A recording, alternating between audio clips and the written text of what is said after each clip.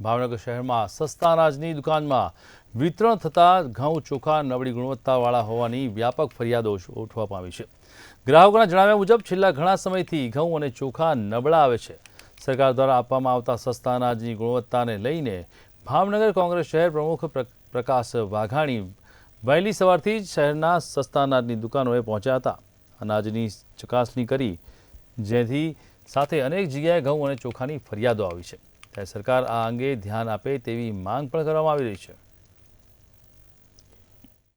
ઘઉં આમ બરોબર નથી આવતા, કચરો બહુ હોય અને આમ પૂતળિયા ને એવું બધું હોય અને રોટલી ન સારી થાય ને ચોખાઈ તે આમ ખીચડિયા પહેલાં આવતા ને સારા આવતા, હવે નથી સારા આવતા।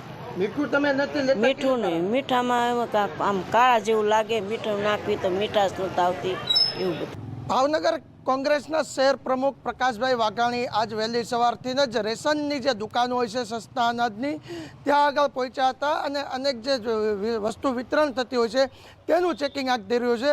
ખાસ કરી વાત સીધી પ્રકાશભાઈ જોડે કરશું। પ્રકાશભાઈ, શું કહેશો, કયું કારણ છે આજે રેશનની દુકાનોની મુલાકાત લેવા તમે નીકળી પડ્યા છો? શું જોવા મળી રહ્યું છે? આજે મને સવારથી લગભગ હું એવું માનું 10 ફોન આવ્યા ગ્રાહકોના કે મને કે રેશનમાં જે વસ્તુ આપવામાં આવે છે એકદમ નબળી ગુણવત્તાવાળી આપવામાં આવે છે। એટલે હું વડવા વિસ્તારમાં 4-5 દુકાને રેશનની શોપ ઉપર ગયો। એ શોપમાં મેં જોયું તો ઘઉં એટલી નબળી ગુણવત્તાવાળા અને ખાસ કરીને ચોખા છે, એ ચોખા હું એવું માનું છું કે કદાચ કલાક સુધી એને કુકરમાં રાખવામાં આવે તોય બફાતા નથી, એટલી નબળી ગુણવત્તાવાળા।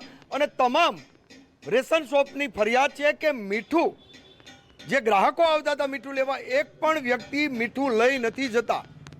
શા માટે? કે મીઠુંમાં કાંકરી આવે છે અને મીઠું ખાઈ ન શકાય એવી પ્રકારની ક્વોલિટી આપવામાં આવે છે।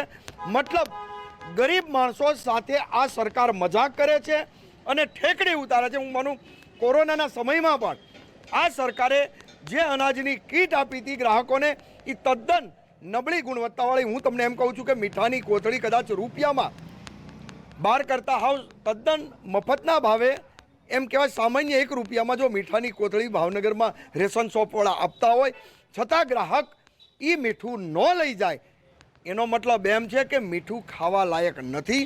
અને રેશન શોપવાળાને હું માનું છું કે મીઠું લાવવા અહીંયા જે ટ્રાન્સપોર્ટ ભાડું દુકાનદારે ચૂકવવાનું અને અહીંથી પાછું નાખવા જવાનું ભાડું પણ દુકાનદારે ચૂકવવું પડે છે। ખરેખર હું એવું માનું છું કે મરો રેશન શોપના માલિકોનો થાય છે, જે દુકાનદારક છે એનો મરો થાય છે। સરકાર નબળી ગુણવત્તાવાળી વસ્તુ આપે છે અને એનો જવાબ આ દુકાનદારો દઈ નથી શકતા। એટલા માટે હું સરકારને વિનંતી કરું છું, 2 હાથ જોડીને કહું છું કે તમારે વસ્તુ આપવી હોય તો ગરીબ માણસો સાથેની મજાક મસ્કરી બંધ કરો અને સારામાં સારી ક્વોલિટી ઓછી આપો પણ સારી વસ્તુ આપો એવી માગણી પણ કરવાના છે। 1-2 દિવસમાં અમે આ બાબત આંદોલન કરવાના છે કે તમે આરોગ્ય સાથે ચેડા કરવાનું બંધ કરો। એ બાબત અમે કમિશનર કલેક્ટર સાહેબને પણ બંનેને આ બાબત અમે આયોજન કરી અને આવેદનપત્ર દેવાના છીએ। તો જે રીતના પ્રકાશભાઈ વાઘાણીએ જણાવ્યું કે ભાવનગર શહેરની અંદર અનેક જે ફરિયાદ છે સવારથી આવતી હતી કે જે રેશન શોપની અંદર ઘઉં ચોખાનું વિતરણ થઈ રહ્યું છે તે નબળી ગુણવત્તાનું હોય છે, ત્યારે રૂબરૂ ચેકિંગ કરીને આ વસ્તુ જે છે તે તેને સાબિત પુરવાર કરી છે। કેમ કે ઘણી જગ્યાએ જે રીતના ઘઉં જોવા મળી રહ્યા છે તે ખૂબ જ ખરાબ અને નબળી ગુણવત્તાના હશે, તેમજ ચોખાની જે ક્વોલિટી છે તે પણ નબળી સામે આવે છે। સાથે સાથે જે મીઠું દેવામાં આવે છે તે મીઠાની અંદર પણ ક્વોલિટી નબળી જોવા મળે છે। હાલ તો કોંગ્રેસ દ્વારા આને લઈને સરકારને આંદોલનની ચીમકી આપી છે, ત્યારે જોવાનું રહ્યું કે હવે પુરવઠા વિભાગ પોતાની ફરજ છે, પોતાની જે કહી શકાય કે જે વિતરણની જે સામગ્રી છે તેને લઈને કોઈ પણ કાર્યવાહી હાથ ધરશે કે નહીં। કેમેરામેન વિશાલ રાઠોડ સાથે હિરેન ચૌહાણ, મંતવ્ય ન્યૂઝ, ભાવનગર।